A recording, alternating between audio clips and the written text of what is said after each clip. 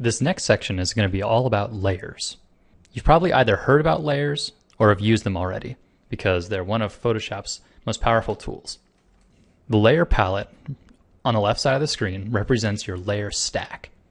You can think of this as a physical stack of clear transparencies, each of which can contain information or drawings. So you see here I've separated the triangle, the circle, and the rectangle onto their own layers. So you could see the flexibility that this would give a painter that a traditional painter really would never have access to. You can work on each object on its own and still have the freedom to move them about. On the bottom of the layer palette, you have buttons that will create new layers or create layer groups. Now you can think of a layer group as a bundle of layers.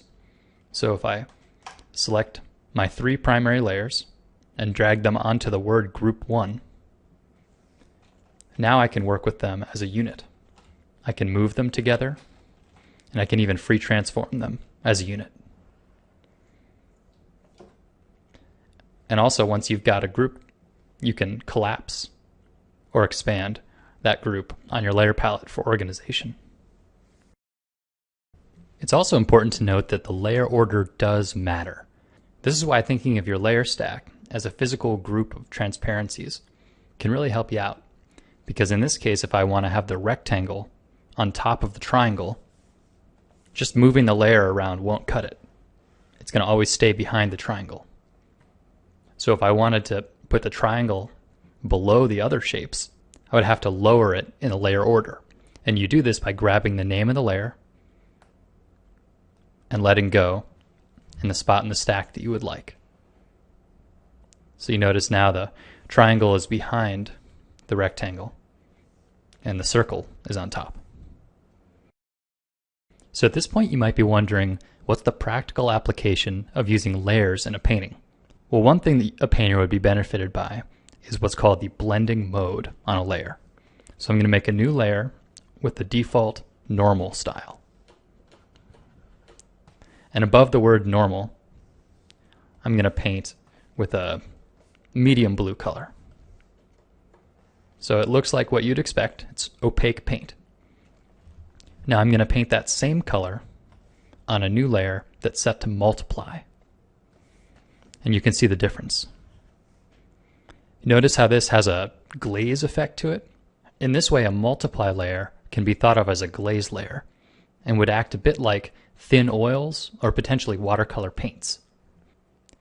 So when you're making strokes, it's nice to think about whether you want opaque paint, which would be a normal layer, or glazing paint, which would be a multiply layer. So you've seen some of the positives that extra layers can provide. They can give you nice versatility, and they can also be set to different blending modes.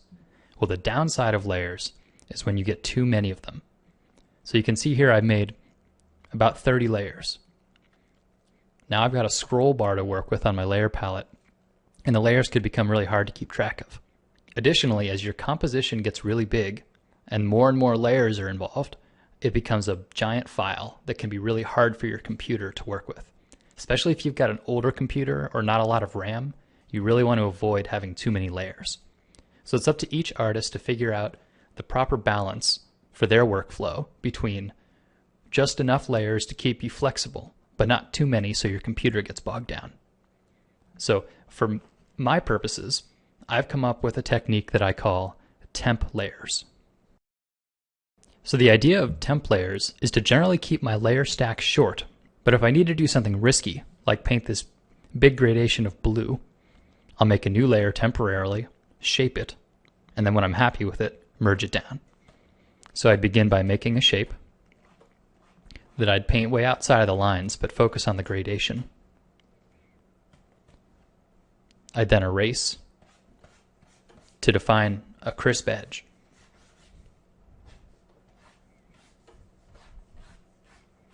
And in this way I get both a smooth transition as well as a sharp edge, something that you'd have trouble doing if you were painting on a single layer. And when I'm happy with it, I'd flatten that layer back down into my stack. So let's take a look at temp layers in practice. So what I'm going to do here is render the chest plate because right now it's left unpainted. So my first step is to create a new layer and to render the highlights way outside of the lines. This will make sure that I get a nice soft gradation. And I'm keeping in mind where my light source is.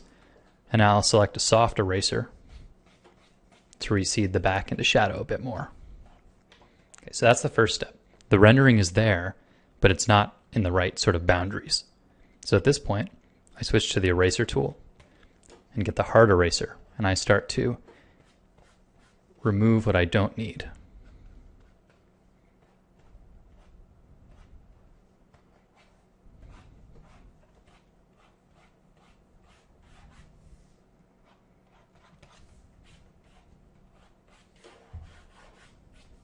Okay. There you go. So I'll hide it so you can see what it was I did. And I can tell I've missed a little erasing. There we go. Now maybe if I want this bevel to fall off a bit, I'll use the soft eraser and soften out that transition as the metal rolls over the edge. So at this point, if I'm happy with it, I'll use the merge down command and get rid of that temp layer. So I made a new layer, painted outside of the lines, and then merged down when I was happy. Another really handy use of the temp layers is to separate the idea of large-scale value change, like the surface that I've made right here, from small-scale surface detail. Say I want to put on some panel lines to help define the form and add some interest. This would be something that I do after I had done the initial large-scale rendering. So I'm working on a new layer here, just like before, and I can put in any sort of detailing I want to do. Erasing out as I go.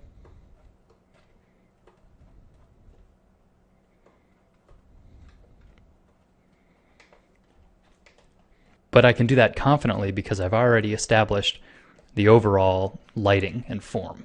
And now I'm just doing a little detailing. So working in these passes through using temp layers is a really great way to make sure that it's working before you add too much detail. Now to wrap things up, like in the previous videos, I've included a worksheet to help practice that idea of temp layers, because this is a bit abstract and it's probably something you've never done before. So these organic shapes are a great way to give it a try. So I'll do the second one on the list here, just to show you an example.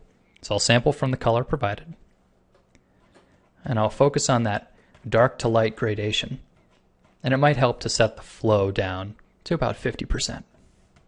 So using the soft round brush, I make it dark at the bottom, soft round eraser to lighten it up at top, and when I'm happy with the rendering, it's time to get the hard eraser and to start carving out my edges.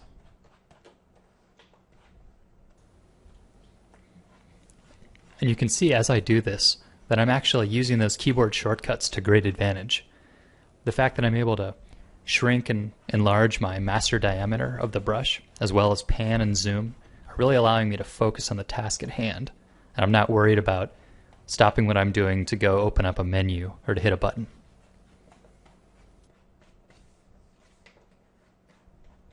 Okay, and now it matches the example. So go ahead and give these a try, and probably by the end of the worksheet you'll have a much stronger grasp of this concept.